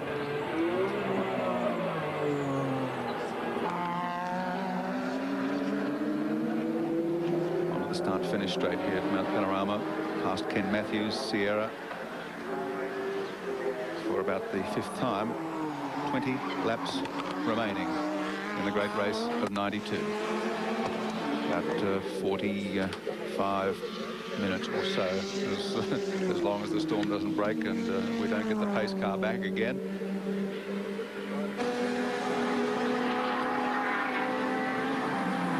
Sounds of rolling thunder overhead. I bet they're trying to keep that car out there. They'll be staying away from the pit as long as they possibly can. There's now a curtain of rain moving right behind the mountain. Couldn't be more than a mile behind Skyline. Let's check them out for you on the Caltex race score. The race leader is, of course, Jimmy Richards. Second spot held by Dickie Johnson and John Bowe. Third, Neil Crompton, Anders Ollison. Fourth, Johnny Chicotto, Tony Longhurst. And fifth is 16, Wyn Percy and Alan Grice. Sixth spot, the Gibbs Onslow GIO Nissan GTR, followed by car number 55, Andrew Madeggy and Troy Dunstan, the Mobil 1 Commodore. Eighth is 35, Wayne Parker, David Parsons and the Peter Jacksons here at night. Car number 41, Andrew Harris and Gary Cook and the Daily Planet Commodore. And 10th spot, number 11, Larry Perkins and Steve Harrington in the Bob Jane T-Mart's Commodore. Don't go away. Welcome back to Mount Panorama. Toohey's 1000, the 30th anniversary of the great race. And this is the number 2 Nissan, Neil Crompton at the wheel after 144 laps. This car is in 3rd position on the racetrack. The storm clouds have gathered overhead. It is as black as the ace of spades outside the window of our commentary position here. And there is a few spots of rain just starting to fall on the straight here. Now, if this storm breaks, all hell will break loose. Neil Crompton doing a great job here with Anders Olofsson in the second Nissan entry. Neil, of course, has long been part of our 7 commentary team, but jumped at the chance for a drive like this. Just 31 years of age, and has a terrific record for a guy who really, until just recently, has been a part-time driver. Has had a couple of starts here. Has had a 5th place finish in the 12-hour race, a 5th place finish in the 1990 Toohey's 1000, and 3rd in the 92 Australian Drivers' Championship. What we don't see on those stats, Gary, is a reference to Neil's success on motorbikes as a kid, too. He's been a petrol head since he was able to walk, really. His father had him racing trail bikes in the country when he was a lad, and he was very successful. In fact, won an Australian Championship, as I recall. That's right, won a junior, as I recall. Just looking along the pit lane out our window, and all the teams have got full wet tyres lined up. Well, here comes Crompton beneath the Subaru bridge, heading down to Caltech's Chase. This is a real bind for the team bosses, isn't it? I mean, Crompton must be due for a pit stop right now. And they take him in now. What tyres do they put on? This band of rain is pretty narrow. If it goes past, they put wets on. He's in all sorts of trouble. You couldn't put wets on in these conditions. We'll find out what they're going to do. So the danger now, they'll probably service the number 2 car, Neil Crompton. And use it as an experimental vehicle. Could do, put Anders Olofsson in the car, who's probably a lot more experienced with wet weather racing, or they may leave Neil in the car. We'll wait and see that. We'll soon find out. Mark Osler is on the spot.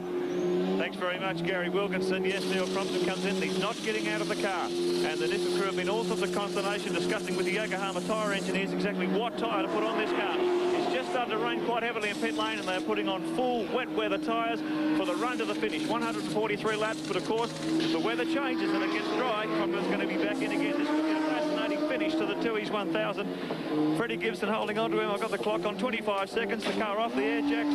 Crompton, oh well, in 28 seconds. Very slick stop from the Nissan crew. Yeah, fabulous stop.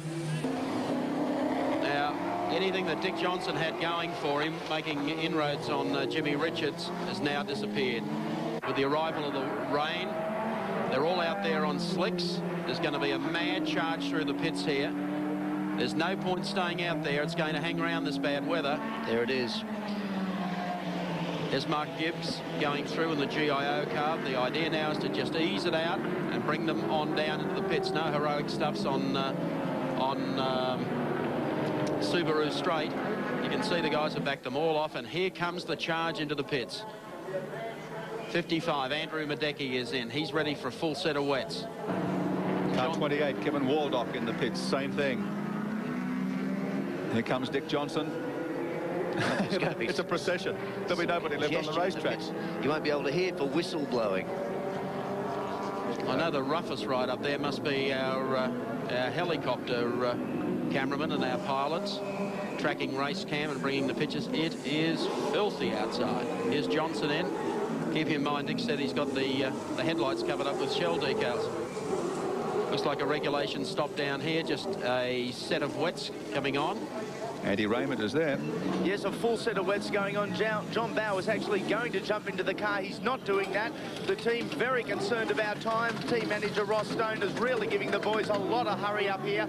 As I said, the full wets are on as the Purse Gracie car goes out, and Johnson is just about ready. Now he's going down from the hoist, and Dickie Johnson's back in action. Gibbs Onslow car goes as well. There's going to be a man charge out of pit lane. Pace car, I think, is going to come out as well. Make sure that cars don't stay out there, because you can see what's happened up there. The 76 it is. One of the Corolla, the 1600cc cars, Calvin Gardner, Jeff Forshaw, Mike Conway. I couldn't quite see which of them was in the car, but he's out, he's okay. We can see that much. Well, he's just okay. Oh, no, Jimmy Richards has hit the wall. Well, Richard, of course, stuck on slicks and no traction at all, even for a four-wheel drive Nissan. Well, here's Crompton's chance to be the ultimate hero. That car is not going anywhere else but the pits this afternoon. The rain is now hitting the commentary booth so hard, you can hear it. I would expect we might see a red flag. I can see them stopping this race. Oh, yeah. Yes. They must stop the race. This is it. This will be the end. The red flag will be out before we finish our next sentence, I would say. Well, now, if that happens, what they usually do is backdate the race by a lap or so, which could well see Jimmy Richards and Mark Skaife still taking victory. Listen to the crowd. The top of the hill. This is the kind of send-off, and I don't want to... Oh, no. Oh, no. I don't want to be unkind to Winfield and the Nissan team, but the punters at the top of the hill, this is the kind of send-off they wanted to see for the Nissans. Well, the Nissans got in. Jim went in gingerly, but he was trying to wipe off speed Fred Gibson. If they don't stop the race, there won't be any cars left to complete it anyway. Oh, it stopped. I mean, you know, I mean, officially maybe not, but this is it. This is the end of it. There's no doubt about that. 144 laps gone, and we will not see 145. I mean, I can't believe that we will. Red flag is out. Oh, no. Just get out of that. Marshall will get hit if he doesn't get over the fence. Red flag is out. The race is over in more ways than one for a lot of these competitors. Well, what in particular for Fred Gibson, Jim Richards, Mark Skaife, what a dreadful end to what had been a brilliant campaign for them here at Mount Panorama in the last hurrah for these Nissan GTRs. I tell you what, the Nissans have hardly had any paint scratched on them since they've been racing. The Daily Planet car involved in that, and two of the 1600cc Corollas. The Bates car is one of them, car 70. I can't see the number on the other. Car 39. 71, is it? Car 71. Yeah, so it was the class leader. And the Bates car was second in the class. Yeah. So that's first and second in the class, both into the wall, along with the overall race leader. The indications are, as Richard Hay pointed out a moment ago, Richards and Skaife, if they've called the race, which they have, may still be declared the winners. They will still be declared the winners. That's as we understand it at this stage. The red flag, as you can see, is out. The race is not just stopped, the race is over. This result, when they announce it, is going to be the most controversial race result in the history of the race. Now, this marshal down here, providing all the cars have stopped, is not the place to be running down the track. And Mark Skaife explaining exactly what happened, what he saw on the screen. So in the Winfield Nissan pits, they're investigating and trying to count back the laps. We'll wait on the clock. Oh, the marshal's just fallen over in the wet. Not only are the cars losing traction, so are the marshals. He just went A-over-D down the grass verge. Well, fortunately, the pace car is out. That was what was concerning me. The marshals, a couple of them running down on the grass. So if you get off there, the driver's got no chance whatsoever of stopping with slicks on. These are some of the cars that pitted and went back out.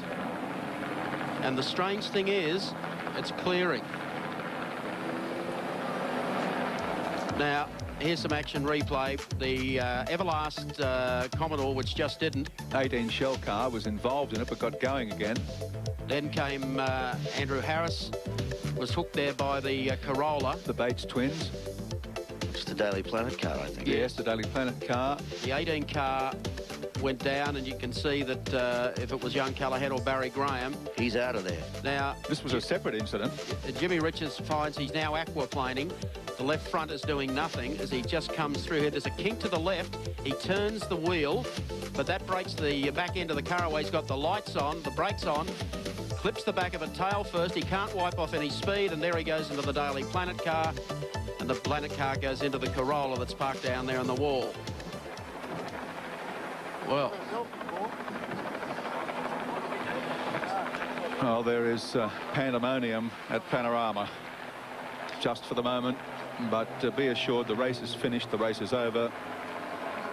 The field has been red flagged after 144 laps of a scheduled 161, and in a matter of moments, absolute mayhem broke loose here. Foodtown Commodore car, Terry Finnegan, number 27. Yet another slide we see in replay on another part of the circuit up at the top of the mountain up near McPhillamy. And he was fortunate in that the only thing in his way was the wall, not another competitor. So he sustained some damage, but is otherwise out of harm's way. Dick Johnson, relatively unscathed. Arm raised. Now, I don't know whether his arm is raised in what he thinks might be victory, but the indications that we've been given is that the number one Nissan will still be declared the race winner. Well, if the race is red flagged, Normally what the drivers would do is come around and stop on the grid, so that may well be why he raised his arm to let the guys behind know that he was stopping. But the pace car carried on, so they've now all set off after it again. There's another incident coming up for you that we captured. Oh, this is Jimmy Richards, is it? Replay. This is the Richards incident. What happened? It's a car that's got loose, and it's the Johnson car. And Jim, no. He's cleared that. That's Crompton, is it? I think It so. could have been, yeah, from the back. So, some harrowing moments for the drivers out there. That storm has gone through, but they've hung the red flag. There's the storm moving away from Bathurst now. And the cars are returning, so the race is definitely over. If they go back to the last recorded lap, that'll still give the win to Jimmy Richards and Mark Skaife. But at this stage, we're trying to investigate, because pit stops are on at that stage, whether or not Dick Johnson finishes second or Neil Crompton finishes second. But there's the rest of the vehicles returning to the pit area. So the officials, the clerk, of course, Tim Schenken, has decided that is enough. And depending on, for the spectators here, who they support, we could have a very, very vocal presentation ceremony coming up a little later on. But there's the carnage coming out of Forest Elbow. John Brady with Ivan Stibbart hopefully will clear the air. Yes, thank you very much, Mike. Ivan, red flag, it is all over, Red Rover? All over, yes, unfortunately, but as you can see now, the weather's clearing up, but it's too late, it's all over, so we've declared it, and the timekeepers are now working out the final result. Not afraid that you may have jumped a little early? No, not if you saw what was happening there with some of those cars. It was a bit dangerous, and unfortunately some of them don't heed the caution flags, and you only need one or two to do that, and that's what caused that problem. OK, the $64 question, who is the winner? I would say car one. The race has got to be declared at the last full lap before the red flag went out, and he was still leading at that stage. How close was he to the next full lap at the time? Not sure until we get to the timekeepers on that, but he had a full lap up on him on the other cars, so that should be OK. So that'll leave him out. The number 2 car's still clear as well? I think so, until we could work out what's happened there exactly. I think the results are much as they were the lap before. Frustrating end to a 30th anniversary. Frustrating, yes, but this is shades of 87 all over again, isn't it? Yeah, but I suppose at least we've got the Fords and the Holdens back. Thanks, Ivan. Thank you. Thank you, John. Jimmy Richards has returned to the pit lane, explaining what happened. Let's go to Mark. Jim? Yeah, we'll get Jim just to the minute. He's just got out of the car, fairly shaken, I'm sure. Just put the jacket on. He's probably a bit cold from standing up on the mountain there too. Jim, what happened up there? I just came around the corner and had no grip whatsoever, going about 2 miles an hour, and it hit the bank just out of the cutting. So I just put it in low gear and just went very, very slowly around the track. At about 1 mile an hour, come out of the Forest Elbow, and the car just, as if it accelerated without me putting my foot on the accelerator, and it just went out of control down where the other cars were and hit them. And then the little Corolla did the same thing behind me. You're obviously okay. The conditions out there, I guess they were worse than they were this morning, because there's probably a lot more oil down. Well, the conditions was wet and we were on slick tyres. That's what the problem was. Well, Ivan Stibbart has just awarded the race to the number 1 car. You must be pleased with that, even after the crash. Fantastic. I can't believe it. Well done, Jimmy Richards. And the crew celebrating here, Mark Skaife and Jim Richards. They've done it again. Very difficult circumstances. They ground away. Expert pit work kept the car on the island except for the last lap, but they were leading when the race was called. And here's our winners, Mark Skaife and Jimmy Richards. Well done. Listen, 1-2. The big winners here today. You get the impression out of that, Mark, that Jim didn't expect to win. Yeah. One never expects to win in a car with no wheels. Yes. But they've driven marvellously all day, Mark Skaife and Jimmy Richards. Jim walks back out of the pits. Freddie Gibson, I don't think they can believe it. I can't believe it, he said. Well predicted Nostradamus. He should have gone and spoken to Ivan Stibbart. He was absolutely confident. Well, it's a rule I guess not a lot of people are familiar with, because this unfortunate turn of events doesn't come up very often around the world. No, you don't get a dry, wet, or a wet, dry Bathurst, and that's happened today. And I think Fred at this stage explaining to Freddie Gibson, he was sorry he took the front out of the car, but there was nothing he could do about it. I noticed Leon Daphne down there from Nissan. He's delighted for the swan song of the GTR at Mount Panorama. Let's go down to AJ with Tony Longhurst. Tony, obviously you want to keep on going. Well, our car was still in one piece, but I can't see how the Nissans won the race. The rules state quite clearly the cars must get back to Parc Ferme. Now, it's stuck out on the circuit, so as far as I understand the rules, the car's not finished. So what we're saying, we're going to hear a little bit more about this in the protest room, perhaps? Oh, I don't think we'll protest, but the organisers, you know, they make up the rules and says the cars must make it to Parc Ferme. Well, their car is not in Parc Ferme. I guess it's a long year for an ending like this for a B&H team. 4th place, only 1 out of the 3. No, it's a very hard... it's been a very hard day for us, and yeah, it's just disappointing. But again, I don't think the Nissans won. I think Dick's won the race. Oh, thank you, AJ, and thank you, Tony Longhurst. Actually, that's not right. What Tony's saying, I think, is incorrect. It was just pointed out to me, Nigel, one of our aficionados, just pointed out to me that Emerson Fittipaldi actually won the British Grand Prix in 1975, I think it was, while his car was a smoking wreck beside the track. So there are precedents for today's result. Well, we might be able to investigate that between Johnny Brady and Mark Osler over in the pits. But good luck, Jimmy's wife, Leon Daphne from Nissan. They were anything but happy about coming to Mount Panorama as the sun comes out now.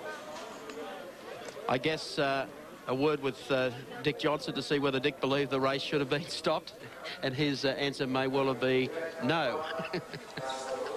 But they're headed down to Victory Lane. We'll have the presentation coming up shortly. But Jim, what a day for him as they make their way to the Toohey Centre.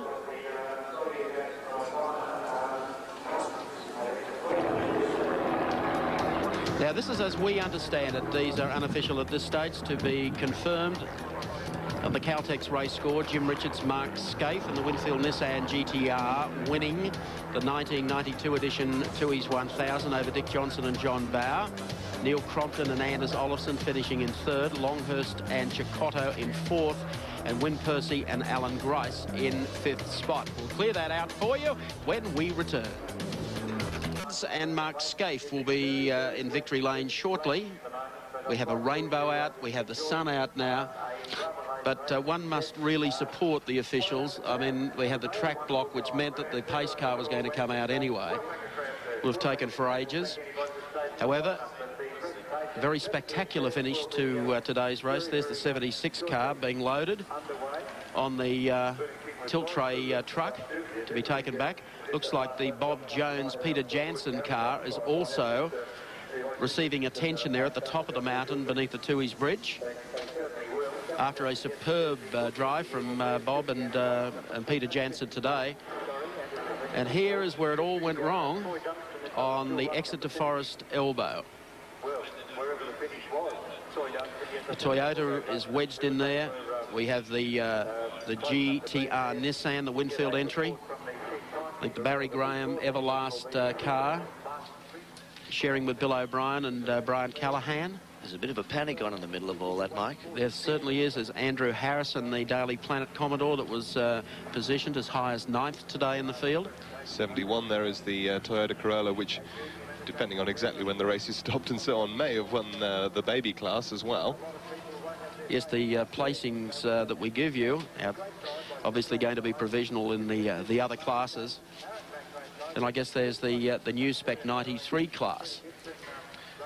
Well, I think Wyn Percy and Alan Grice will have won that, because I'm fairly sure they were still actually running, so they would have crossed the line. They'd be in Parc Ferme, and there wouldn't be too many arguments about them winning that class, would there? Well, I don't really know. I'm going to leave it to the people who do what they do so well, the lap scorers. That's both the computer people and people like Nigel Greenway, who... That's an intelligent decision. Discretion is definitely the better part of valour. I've just seen 300 people with Ford flags go past our commentary position. Where do you think they're going? I think they're going down to the podium, and I think Wilco will probably do his most difficult work today in a matter of moments. Well, there's the scene. They're coming out of the grandstands. They're all wet. They've been standing here in the rain all day. There's a huge crowd on top of the mountain. But this is the assembly point for all the fans. That's beneath the Toohey's Bridge, just in front of the centre, where the presentations take place. They're waiting. I'm just looking to see if I can find any Nissan flags out there. The natives are restless. Just a little. And here are the fans along Pitt Straight. And the ones up on the hill, they're shell-shocked as well. I hope Wilco's wearing his can-proof vest. They're stunned, the spectators. They just can't believe this. But we see some Ford flags down there, and they're down out the front of the centre. We're all stunned, I think. I'm feeling fairly shell-shocked, I'm prepared to tell you. Really, after a performance like that today, it would be rotten like to take the win away from Mark Skaife and Jimmy Richards. Let's go down to the presentation ceremony. It's going to be a very noisy bit of beauty. Wilco. Thank you very much, Mike Raymond. And here we are at the Toohey Centre for the official presentations following this foreshortened race for 1992. And the crowd are really getting worked up, and I know why they are. We'll get to that very shortly. But first of all, we've got the 1600cc class winners, Scotty and Jason Bargwiner in their Toyota Corolla. Here they come. A fantastic effort. Just keep talking and ignore this noise. The 1600cc class winners. It was a big effort. The competition between yourself, Peter Verheyen, and the other cars in the class was very, very close. The Bates boys just swapped positions all day. Yeah, Scott's still at the top of the mountain. He's involved in that crash. I don't know where he is at the moment. He's trying to get up here now. We've just got to thank John Smith for letting us have the car. Mercantile Mutual, Brake Pro, and Rintoul AWOs. Thanks a lot, guys. Thanks to all the ugly children that helped us as well. Thanks, boys. Jason Bargwiner. Jason Bargwiner in partnership with his cousin Scotty, who unfortunately is still stuck at the top of the mountain and can't get here. They were the 1600cc class winners. Well, third place outright in the great race for 1982 went to the number 2, Winfield Nissan, Neil Crompton and Anders Olofsson. Crompton, come in here. This will be easy stuff for you. You know how to talk over these guys. Yeah. It was a hell of a race. It's a shame it had to finish when it did and the way it did. Yes, it's very disappointing, Gary, that it's been such a tragic day. I personally feel very bad for what happened with Denny early on. It really rocked my socks early on, and you know, it's been a fairly ordinary race one way or another. It's not been a good day for motorsport, but I'd like to thank the Winfield Nissan team for giving me the opportunity to be up here today, and Anders did a huge job, and I mean, we tried our hearts out. I know this mob don't like it, but tough. Neil Crompton and Anders Olofsson, third outright in the Toohey's 1000 for 1992. Now, they keep saying, Anders, if we can get you in here briefly. Yeah. This is a different kind of experience to what you're used to in motorsport in Europe. Yeah, but I like it anyway. I think it's nice with all the fans looking for their heroes in the other kind of cars, and I don't mind if they cheer them up a lot. It gives us a good feeling as well. The situation is not too bad. Congratulations on a wonderful effort. Thank you very much. Anders Olofsson and Neil Crompton.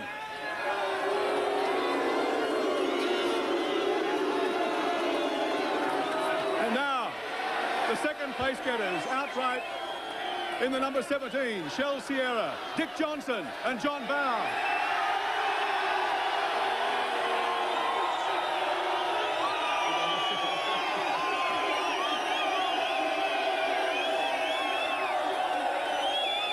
Well, we'll go.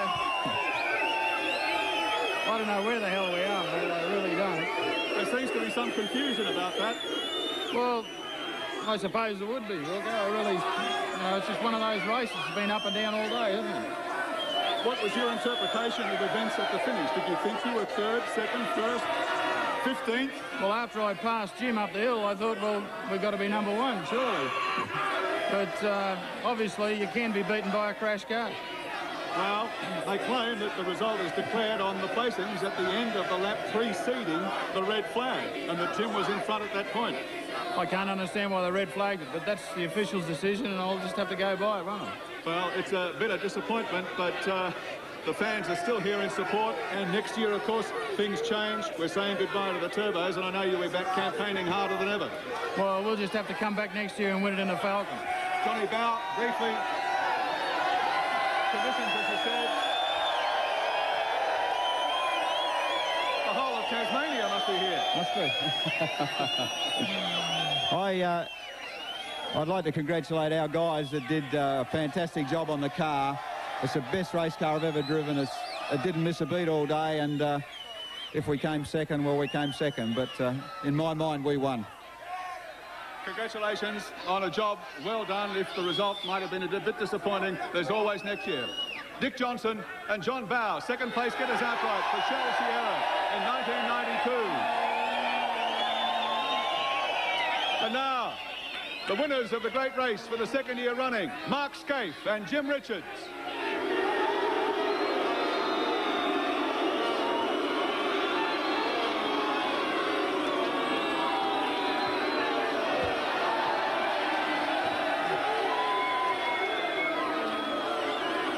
Well, it's a slightly hostile reception. A slightly hostile reception, Mark, but you always knew that you were going to get that to some degree. But regardless, forgetting all of that, it was a triumph out there today because they were the most adverse conditions that you could possibly have experienced. Well, it was, but like we led the race all day. I can't believe this, you know, like the Nissan Winfield, we won the race. That's how it is. Jim? Conditions a little crowded here.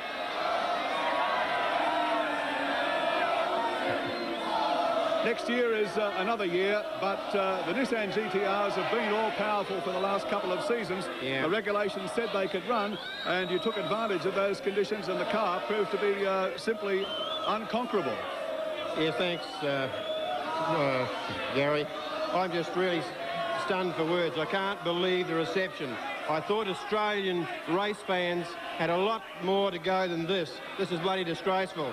I'll keep racing, but I'll tell you what, this is going to remain with me for a long time. You're a pack of arseholes.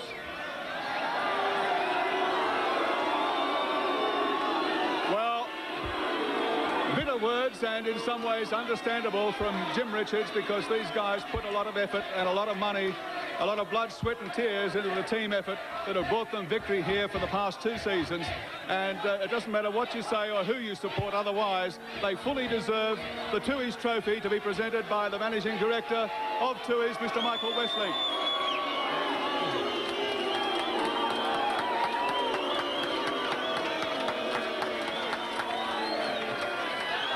Thank you. I'd also now like to thank Nissan, Winfield, our major sponsors, Yokohama, Shell, and Freddie and the boys for providing us a great car.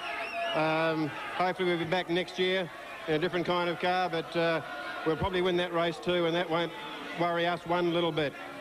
Well, if you don't like the reception, Jim, you can always give them a bath in champagne. Why don't you go ahead and do that? I wouldn't bother.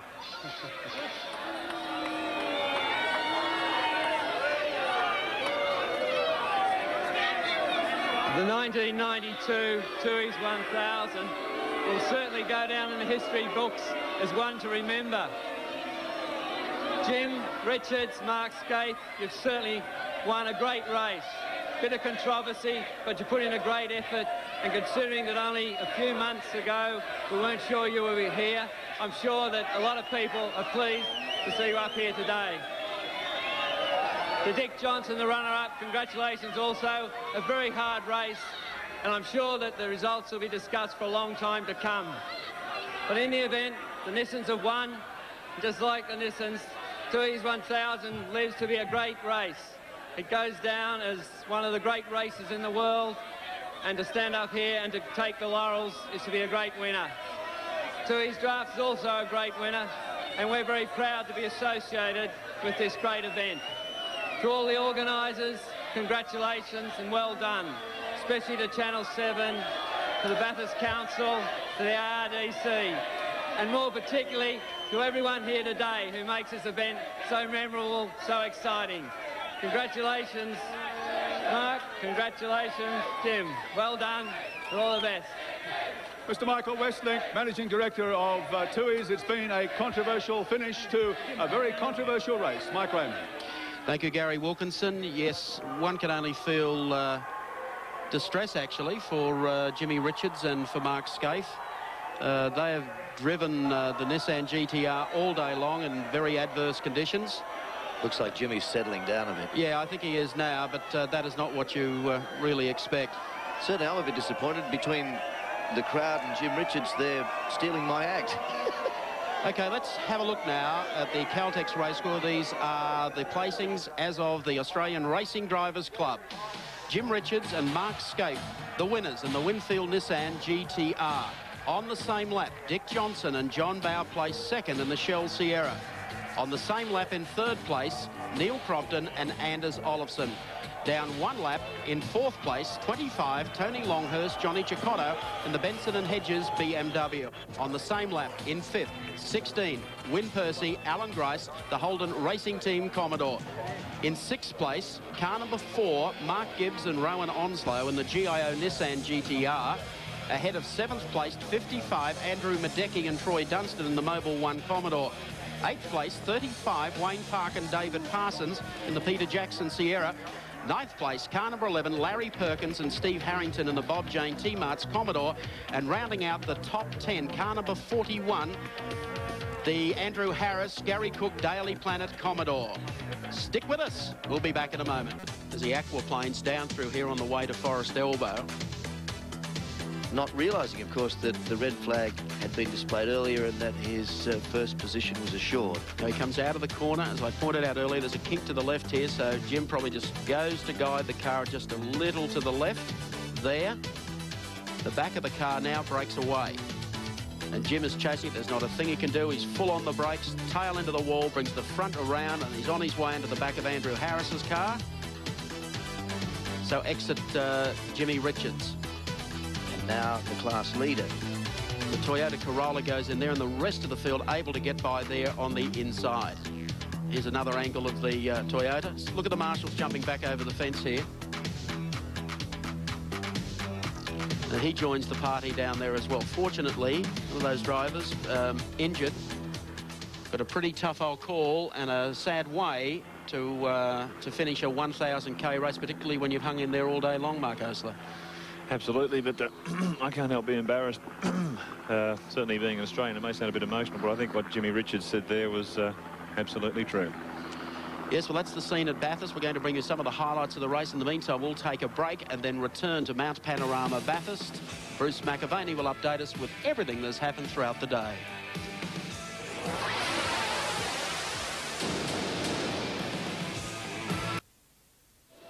Well, a day of drama, tragedy here at Bathurst, a remarkable day in this 30th anniversary. As we check the top 5 after the Tooheys 1000, Richards and Skaife at the top of the heap again, as they were last year, defending for the first time, actually, since 1984, when Brock defended successfully. Johnson and Bowe in second placing. Then the second of the Winfield Nissans in third placing. Olofsson and Crompton, Longhurst, Cicotto fourth, and Percy and Grice in fifth placing. That's the leaders aboard after the Tooheys 1000. Mark Skaife and Jim Richards have joined me. Congratulations to both of you, Mark. You've achieved everything this year. It must be a fitting finale to the Nissan for you. No, it's been a great year for us Bruce, and you know, thank you to Winfield, Nissan, Yokohama, Shell, Australian Airlines, all our sponsors, because we couldn't do it without them. Our team's performed fantastic all year. I got a feeling you both got a shock when you announced the winner. You weren't too sure when you first came back, Jim. No, well, I didn't know that the race had been red flagged. I knew that I was parked in the fence, and then I noticed that the red flags were out. But of course, the rules we race under, if the race is red flagged, then the previous lap, the first person past the checker or the post does win the race. And when I got down to the pits, I was expecting to get a punch in the mouth and some abuse, but I found I won the race. Gentleman Jim, you weren't Gentleman Jim on the podium tonight. Well, I suppose we could have smiled and sort of laughed our way through it, but I thought that the minority of the spectators and fans deserved a little bit of a payout, and rightly so. Well, I think you've had a lot of support there, Mark. 25 years of age and 2 Bathursts under your belt already. A flying start. Peter Brock's won 9. Jim, you've won 5 now. You're both challenging. And for you, Jim, today, a very tragic day as well, because you lost a great friend, and motor racing lost a great friend in Denny Holm. Yes, that's right. And, you know, it's a very, very sad day. But the one thing that Denny would have liked, if that was the way that it was going to happen, he would have said yes, no problem. And he would have said, you know, have a beer for me afterwards. Well, we can do that. Jim Richards and Mark Skaife, the champions here at Bathurst today, on a day that was quite remarkable, the 30th anniversary. Nissan at the top. Good afternoon.